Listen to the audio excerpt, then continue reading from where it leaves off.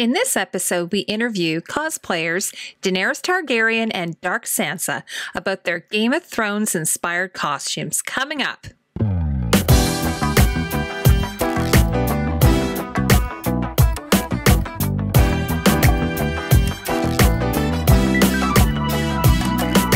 Welcome back to another episode of Costume Co. We do almost weekly videos where we analyze the costumes from some of your favorite TV shows and movies. If this is something that interests you, then consider subscribing and hitting the bell notification icon so that you don't miss a thing. I had the great opportunity to meet with cosplayers at Toronto Comicon in Toronto, Canada. Today, I'm speaking with two cosplayers with costumes by Macrame Owl Cosplay. Warning, there will be spoilers for Game of Thrones up to Season 7. Okay. All right, so we're here with Daenerys Targaryen. Hello. And also Dark Sansa, or Sansa Stark. Hello. How are you both doing? Really good today. Yeah, doing really good. Okay. Do you guys want to tell me about your costumes?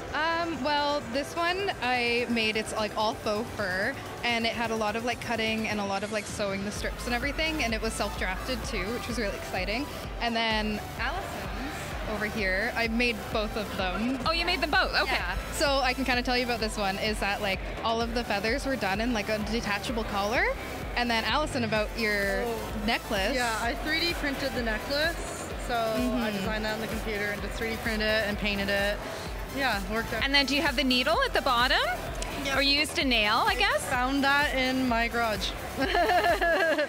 So did you look at the really great pictures that Michelle Clapton had of this costume online? Is that where you got for the inspiration? I didn't see many of those. I was just looking at like as many screenshots that I could find. I usually reference Michelle Carragher's work because she does like a lot of embroidery and everything. I know she didn't post anything this time though. Did you know? No, she hasn't really posted much. So I've been just kind of like relying on all the screenshots that like Allison sends me of things too. So this is really close because it had all this zigzagging on it. It was like a solid 5 days of work, and definitely worth it though. Now, are you wearing pants underneath like Danny always does? Tights today because I wanted to go for a little bit more comfort than usual, since like cosplay is a naturally uncomfortable thing to do. So yeah, absolutely. And what about you're wearing sort of like a textured skirt underneath? Yeah, this was just made out of ribbon actually sewed together. So yeah, it's a bunch of layers. And how long did that take? That was really difficult. That probably took a solid hour and a half just for like pinning and sewing each layer, and then I had to take all of the wire out of the ribbon so it didn't stab her. But wow. Yeah, and this is actually really close. Like you've got the layers of the feathers, like I think they call them the crook feathers from the cookery or something. Yeah, that one took a while, and it was almost the death of my sewing machine, since the rows of feathers, stitching them, they have a glue inside, and the glue kind of like gummed up the machine a little bit, but again, definitely worth it.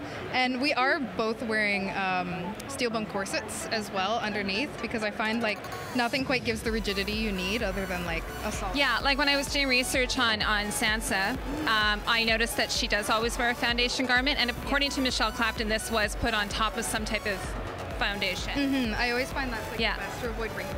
Yeah, so it does give you that really nice tapered waist silhouette. Now, so this is 3D printed. Was that your first experiment with 3D printing? Well, actually, I went to Ryerson and we have a lot of 3D printers there, so I actually kind of experimented before with them, and then I kind of got the idea to make the necklace out of that.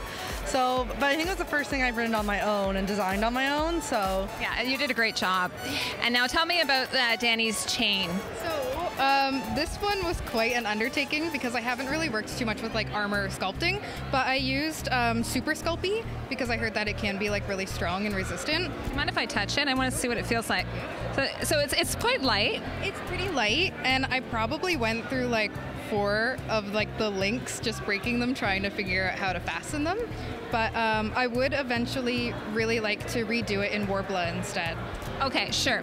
And then also you've got the ring, so if you wanted to, you could attach a sash if you put it on a different cosplay. I have Daenerys dark black dress as well that I did smocked a smocked red cape, kind of similar to how... Did you hand do that? The hand smocking? Yeah, that was a solid 3 hours of work, but again, like, it's definitely... And again, Michelle Clapton has a tutorial on her site on how to... That's definitely what I use. So, wow, that's amazing. So, but you didn't do the 3-headed dragon. Are you going to try to add that eventually? Yeah, that was a budget reason.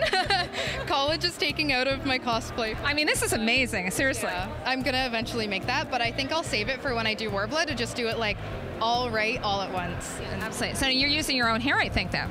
Pardon me? That's your own hair. Yes, it is. I have red hair, so...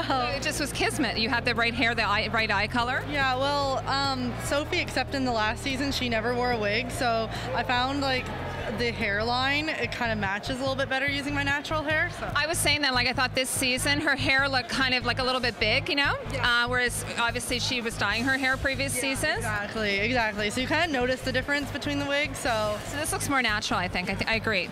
But she's got more that Cersei style, I think they were saying. It's more... Yeah, I actually, this look was inspired by her Entertainment Weekly shoot because she actually wears her red hair with this dress. So that was kind of easier for me. In the show, she doesn't actually wear her red hair with this dress. So. Yeah, she dyes it that dark color, obviously, but I knew right away who you were. Oh, awesome. Thank you. Now, what about your wig, though? My wig I got from Wig is Fashion, and it was my first lace front wig, so I botched it a little bit on the cutting, but we did discover that eyelash glue works really well instead of wig glue to save, like, a little bit of money. So with that, I've been able to kind of, like, bring it back to where I want it.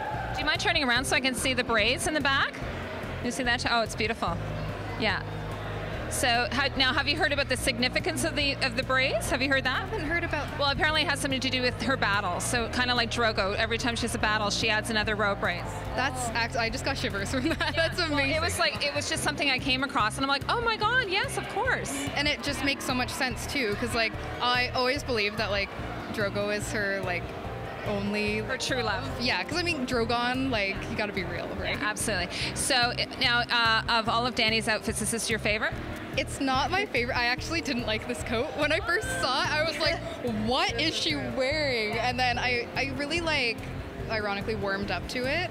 But I noticed that online. I noticed there was some a little bit of opposition to it, and but some people immediately gravitated to it, and some people really hated it. Yeah. I loved it at first. Yeah, Allison really loved it. I was surprised when you didn't like it at first. Yeah, but and then I thought, like, it's a challenge. But I really love her blue dresses, just because, like, I love to wear blue anyways. But. I know, and they are, and they're so wafty, and they blow, and they're just very, very sexy and but romantic at the same time. I kind of miss them myself. Exactly, but it's good that we live in Canada because we can actually wear the warm weather ones too. So it's good. I know, because, like, I was thinking about people down in California wearing this type of cosplay. Oh my gosh. And we were thinking about, like, San Diego Comicon, and I was like, oh, if I bring this, like, it's going to be ice packs for days. Yeah. Well, thank you so much for meeting with us and chatting with us. I really appreciate it. Thanks so much. Okay, thanks. You guys look amazing. Thanks again to Macrame Owl Cosplay for telling us all about your costumes. If you want to see more of her gorgeous Game of Thrones inspired costumes, although she has other themed costumes as well, you can check out her Instagram and Facebook accounts. So I'll leave a link in the description below. And I'll have another Toronto Comicon video coming soon, so look for that in the coming few weeks. Thanks so much for watching.